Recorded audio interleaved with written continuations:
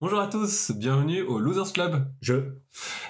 Aujourd'hui on fait une vidéo, un focus spécial sur Acropolis.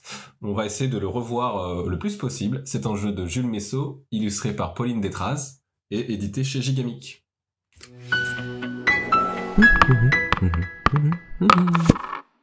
Alors, Acropolis, qu'est-ce que c'est? C'est un jeu de pose de tuiles dans lequel on va chacun faire notre ville de notre côté. Donc, par exemple, j'ai commencé à faire la mienne, Mickaël a commencé à faire la sienne. Et en fait, on va jouer chacun notre tour. Donc, admettons, j'étais le premier joueur ce tour-ci. On a des petits cubes de ressources et on va pouvoir choisir dans la rivière la tuile que l'on souhaite. Elle a un sens, admettons que ça soit dans ce sens-là, celle-là va être gratuite, celle-là va me coûter 1 cube, 2 cubes, 3 cubes.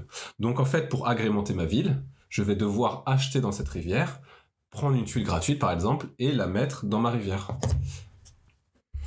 Mais à ce moment-là, moi ce qui est intéressant, c'est que je peux gaspiller, par exemple, ici 1 cube pour prendre cette tuile-là qui m'intéresse. Bon, celle-là, elle aurait été pas mal aussi, mais c'est pas grave, pour l'exemple. Et on peut monter d'étages. Donc, on construit à plat, mais aussi on peut monter. Et ce qui est intéressant quand on monte, c'est qu'on peut ici mettre notre tuile sur des carrières. Et c'est comme ça qu'on va récupérer des cubes. Et donc, quand on récupère des cubes, on a de l'argent pour avoir plus de choix pour les prochaines fois où on doit choisir une tuile. Voilà, donc déjà c'est intéressant cette monnaie. Mais vous allez me dire comment on score? En fait, comment on choisit nos tuiles surtout? Les tuiles, elles sont de différentes couleurs, donc il y a ces fameuses carrières qui servent à avoir de l'argent, mais il y a surtout les couleurs qui vont nous faire des points. Par exemple, sur la couleur rouge, va y avoir les tuiles qui sont des quartiers, et il va y avoir les places. Les places ont des étoiles, et ça va être tout simplement un multiplicateur. Donc si j'ai des étoiles rouges, donc par exemple j'en ai déjà 2 dans ma ville, mais je peux en prendre 2 autres, j'en aurai 4, je vais faire 4 fois mes tuiles rouges. Après, les tuiles rouges scorent selon certaines conditions, comme toutes les couleurs du jeu. Par exemple, on a dit que les bleus, il fallait faire le plus grand groupe. Donc c'est tout simplement ça qui va faire le scoring de la multiplication.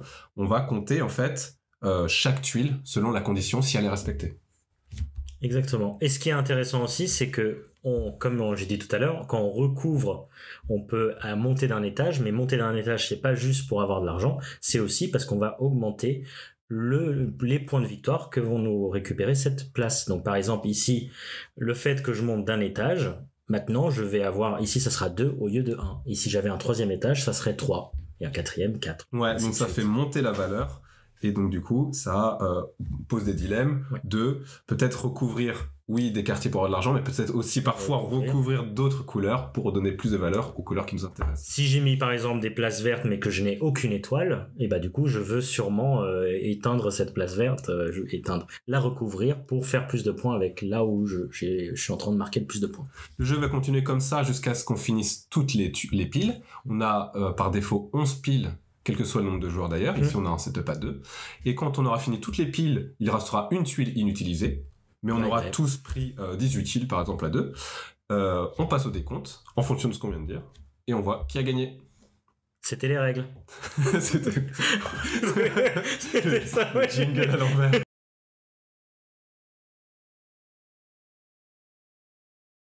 Bon, la première chose à dire sur Acropolis, c'est que c'est quand même un jeu accessible.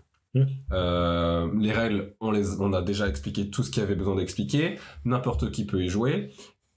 Et il y a assez peu de contraintes. Il y a des contraintes de scoring, mais au final, c'est accessible. On l'explique facilement et il suffit juste de prendre des tuiles, les mettre dans sa ville et l'affaire est faite en fait. La durée est aussi courte. Sur la boîte, ça conseille 25 minutes. Plutôt d'accord avec ça. On peut, environ.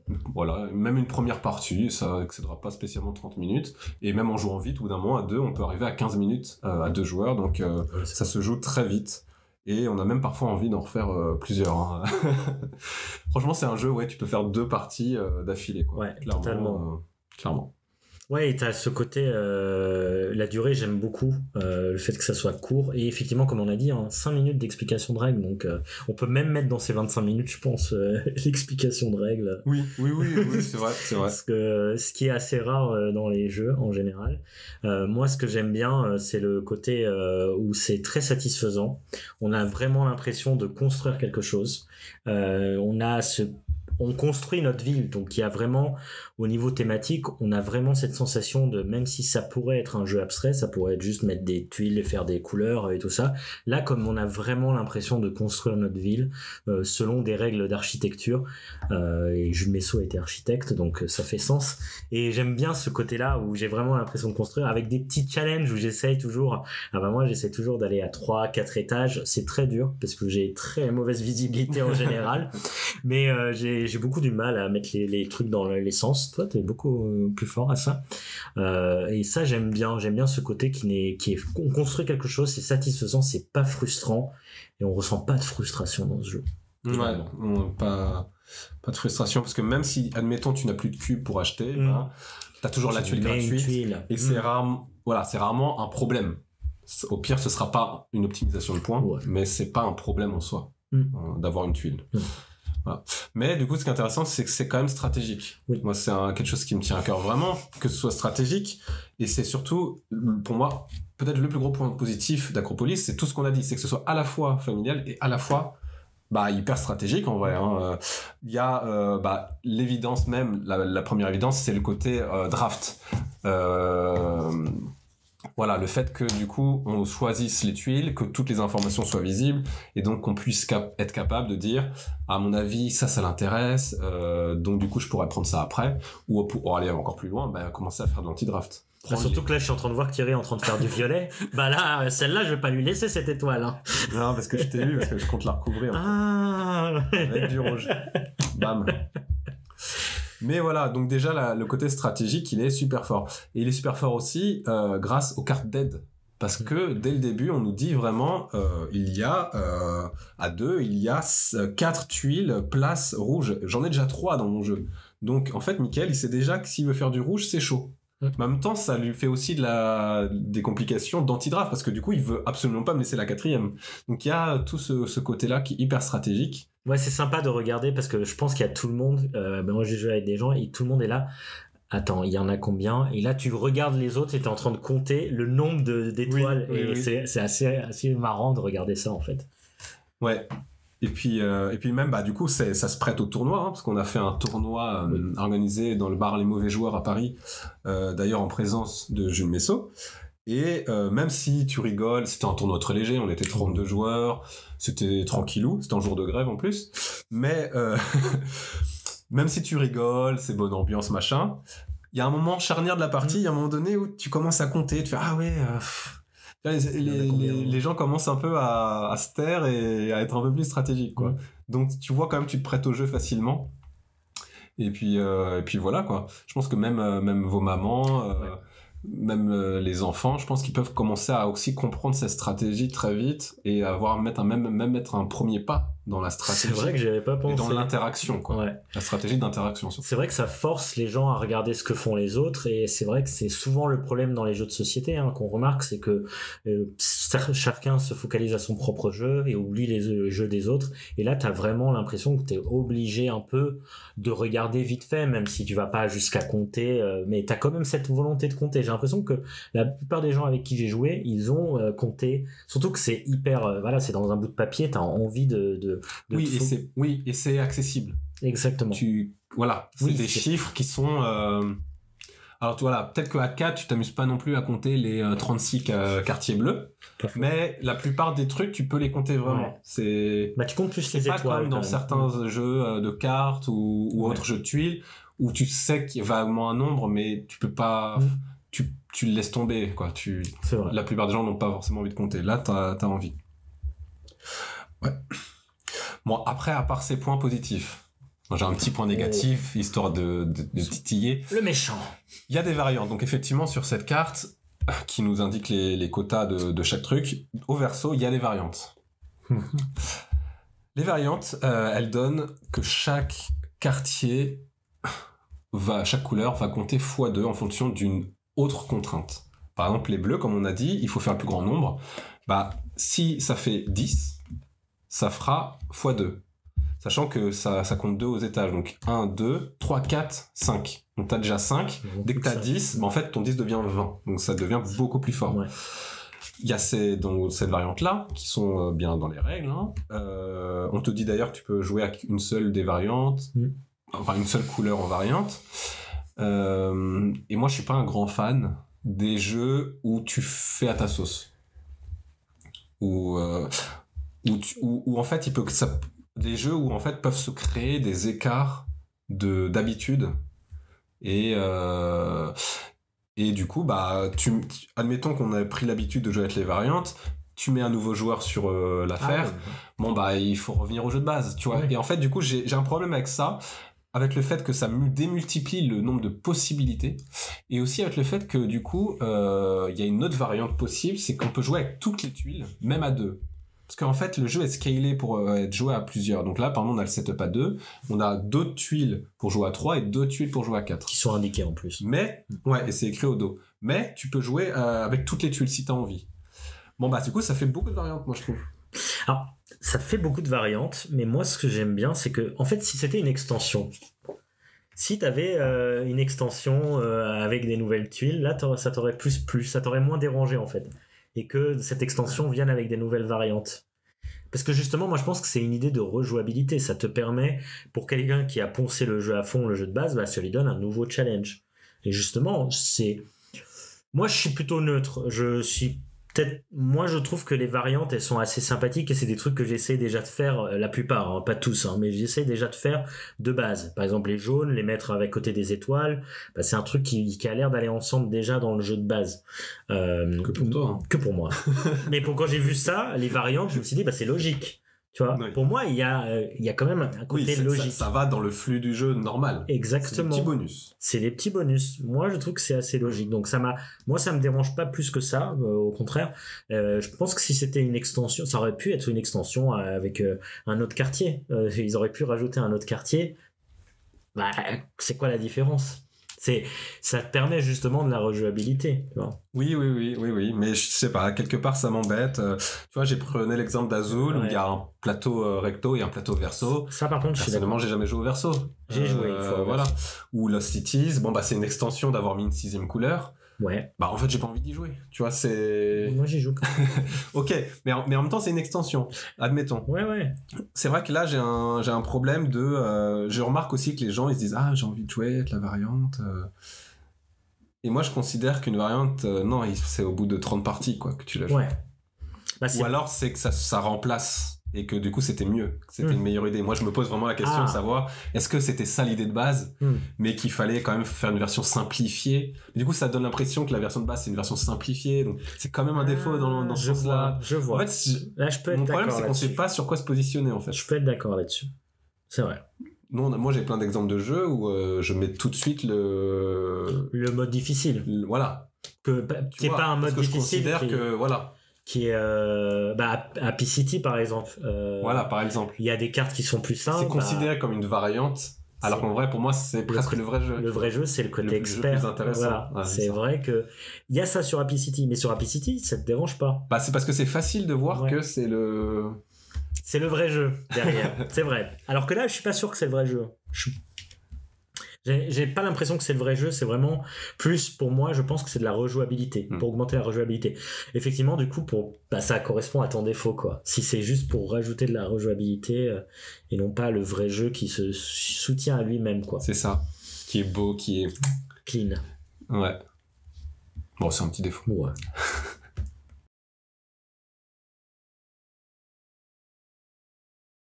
C'est quoi le bon nombre de joueurs pour ce jeu ?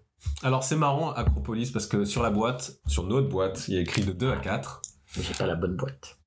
Et sur les nouvelles boîtes maintenant il y a le mode solo qui était déjà disponible depuis quelques temps sur le site de Gigamic, le mode solo, mais donc du coup on peut désormais jouer solo.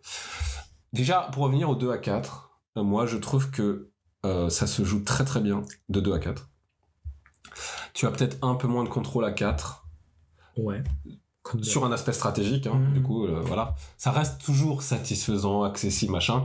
Sur l'aspect stratégique, tu perds un peu à 4 parce que, bah, il faut que tout le monde soit à peu près au même niveau dans l'anti-draft. Et que, du coup, tu perds aussi un peu de contrôle sur la rivière, forcément. Des fois, le temps que ça revienne à toi, bah, t'as plus de choix et quand t'es 4e joueur en tout cas, t'as plus de choix et voilà. Même si ce qui est super intelligent dans le jeu, c'est que il y a toujours une tuile, il reste toujours une tuile. Donc en vrai, même quand t'es dernier joueur, t'as toujours le choix entre 3 tuiles, ce qui est quand même très fort. Mais bref. En tout cas, ça joue très bien. Je pense que je préfère le jeu à 2 et 3 en termes de stratégie. À 3 pour le côté draft anti-draft, le côté plus important. il faut que je fasse il faut pas que je fasse comme le joueur à ma droite parce qu'il va me piquer les tuiles avant, mais il faut mieux que j'embête mon joueur de gauche. C'est le summum pour moi de l'anti-draft, enfin de la stratégie. Et à 2 c'est super parce que il y a qu'une seule personne sur laquelle se focaliser, les parties vont plus vite, voilà. Et c'est un vrai duel. Et en fait j'aime bien le côté duel à 2. Et pour entrer un peu dans les détails, on a un peu plus de tuiles dans notre ville quand on joue à 2. On a 18 tuiles au lieu de 15. Donc ça rentre dans mon catégorie satisfaisant. Un poil plus satisfaisant. D'avoir une grande ville. Un poil plus l'occasion de monter au 3e étage. Mais Thierry, t'as la variante avec toutes les tuiles pour ce truc. Oui, et puis il y a cette variante avec toutes les tuiles, mais bon... Ça rajoute de la longueur. Revenez, voilà. Et le mode solo, il a été créé avec un automa, donc ça simule une partie à 2 joueurs. Michael devient un automa, un bot. Et il a des règles de décision qui sont très simples à gérer. À chaque fois qu'on dépense l'argent, on lui donne à lui, au lieu de le remettre à la banque. Et à chaque fois que, du coup, lui, il a l'argent qu'il peut dépenser et remettre à la banque, à chaque fois qu'il a l'occasion de prendre une étoile, il prend une étoile. Et donc, ça te met dans une autre mindset, c'est-à-dire que tu as un adversaire, tu sais exactement ce qu'il va faire. Et donc, à toi de te démerder pour avoir plus de points que lui, pour accepter qu'il prenne les étoiles quand il peut, et donc prendre les autres, ou alors être capable de anti-drafter le bot, mais du coup lui il va te prendre des étoiles aussi. Bon, il y a un système, et aussi de dépenser, et pas être trop dépensier, parce qu'à chaque fois que tu dépenses tu lui donnes. Et ce qui est super intéressant, mais ce qui est encore des variantes, c'est qu'il y a 3 niveaux de solo. Il y a 3 niveaux, et ils sont tous plus difficiles plus tu montes, quoi. Moi personnellement je trouve que le 1 il est assez faisable, et c'est un bon entraînement même pour ceux qui aiment bien jouer solo, pour comprendre les mécaniques de Acropolis, pour s'entraîner. Pour un tournoi, c'est super agréable. Et puis c'est très simple, et en fait on considère qu'il arrive toujours à placer ses tuiles comme il faut, mais elles sont toutes de niveau 1. Voilà, le niveau 2, il a les carrières en plus qui comptent comme des points, et le niveau 3, c'est encore la même chose, sauf que cette fois-ci toutes ses tuiles sont de niveau 2. Donc des 2e étage virtuellement, et là il devient impossible à battre. Moi j'ai fait 8 parties je crois, j'ai toujours pas réussi à le battre. Pour le champion de France ouais, il me faut encore de l'entraînement. J'avais vu une image de Jules Messot qui disait ça y est, j'ai réussi à le battre, et en plus il a dit qu'il avait créé pour un pote. Ouais, il est vraiment trop sympa ce type. Mais bref, en tout cas c'est important de savoir qu'il y a ce solo, et donc je considère qu'il est bien à tout nombre de joueurs. Ouais. C'est fou, hein. Ouais, non, c'est vrai que j'ai rien à dire. J'ai toujours passé un bon moment sur tout le nombre. Ouais, j'ai rien à dire de ce. Et surtout qu'il y a eu l'effort de scaler le jeu. Ça, c'est bien, ouais. Et du coup, vraiment d'avoir les tuiles qui sont pour 4 joueurs, et d'avoir sur l'aide aussi le nombre quand tu joues à 2, le nombre quand tu joues à 3, et quand tu joues à 4. Donc il y a quand même cette idée de rester à la fois dans la stratégie et à la fois que le jeu reste cohérent, sans être une trop grosse contrainte de disposition. Tu vois, je trouve que ça va. Non. Des fois, c'est un peu chiant de trier les tuiles. Non, mais moi, je trouve que ça va en vrai. Parce que du coup, en plus, dans la boîte, il y a tellement d'espaces différents que tu peux vraiment les trier en 2, 3 et 4. Ce que moi, j'ai fait. Parce que... Et en plus, souvent, si moi, je joue beaucoup à 2, et je trouve que c'est très très bien. En plus, à 2, tu comptes moins. T'as plus de contrôle. Non, moi, j'aime à toutes les configurations. C'est vrai que... mais effectivement, ce genre de jeu, c'est mieux à 3 en général. Comme les jeux de tuiles où tu dois sélectionner des trucs. Mais comme ça scale, c'est parfait en fait.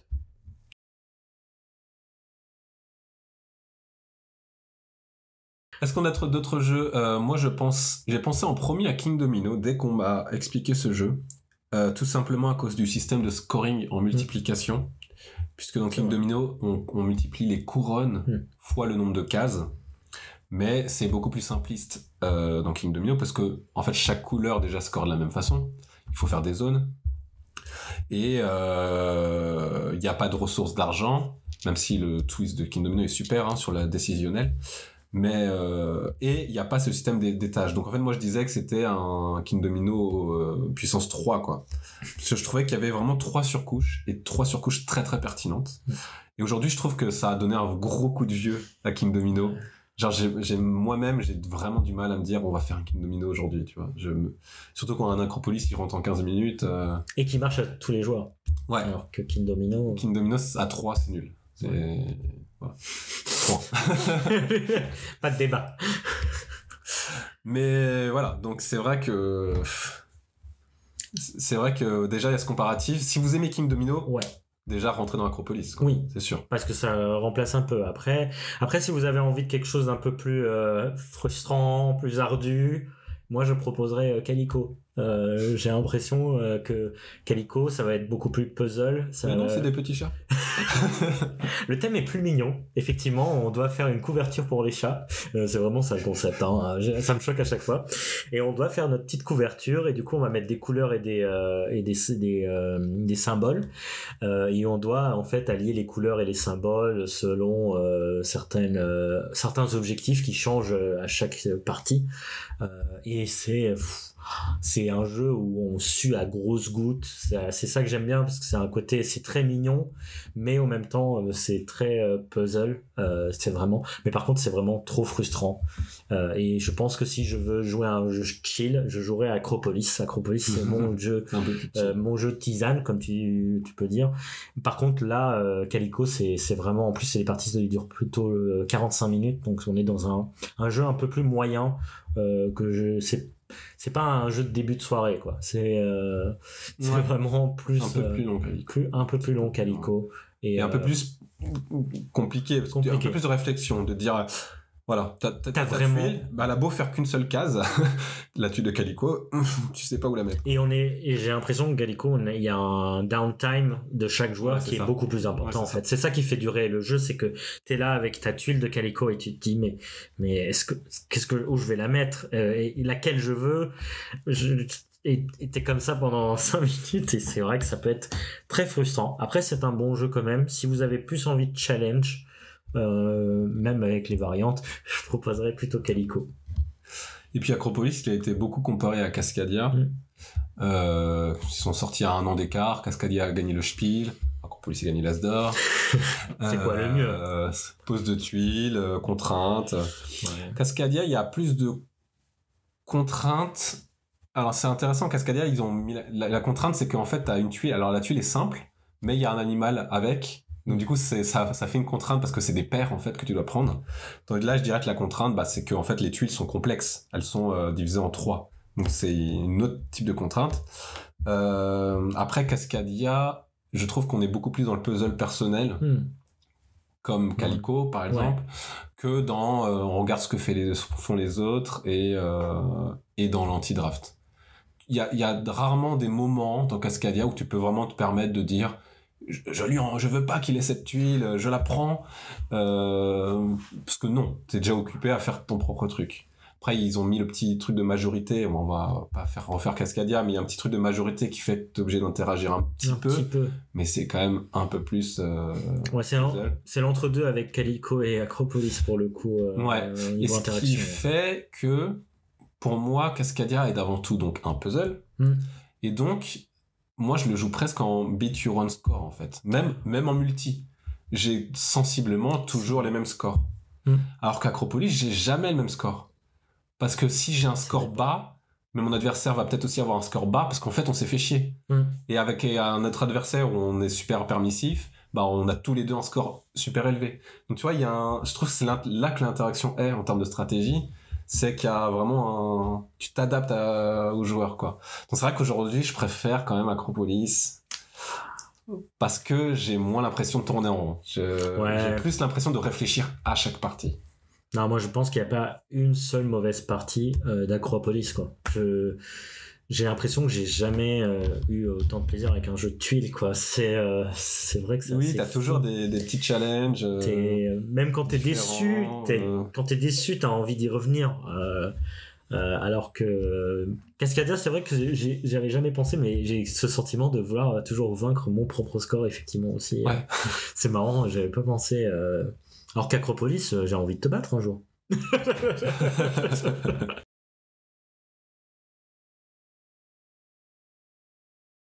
Bah, reste à dire que Acropolis ça arrive sur Board Game Arena très bientôt. Tu fais le mec surpris. Mais je suis surpris. Il est en alpha, C'est vrai j'ai déjà fait. Ah mais oui, j'ai oublié. J'ai Pardon. déjà fait 20 parties, là, j'en peux plus. Je deviens obsessionnel avec ce jeu. Mais c'est trop dur Mais d'être alpha tester. on est un peu dithyrambique, hein, mais Ouais. c'est vraiment... Bon, après, on n'est pas les premiers, hein, il a gagné l'As d'or, mais bon. Voilà, pour nous, c'était cool Sans de commencer la chaîne YouTube avec ce jeu Ouais.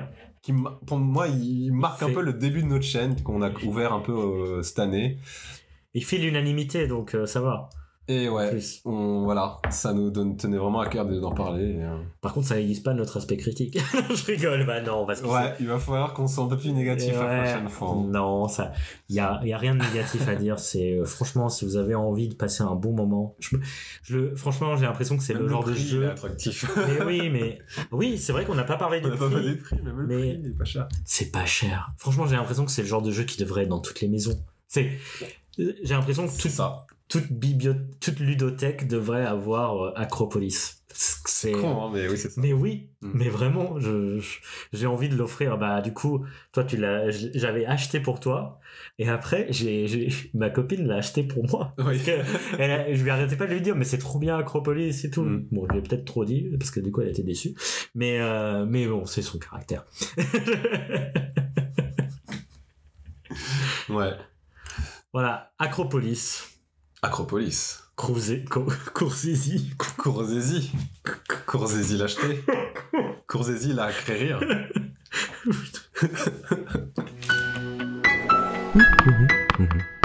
Mhm.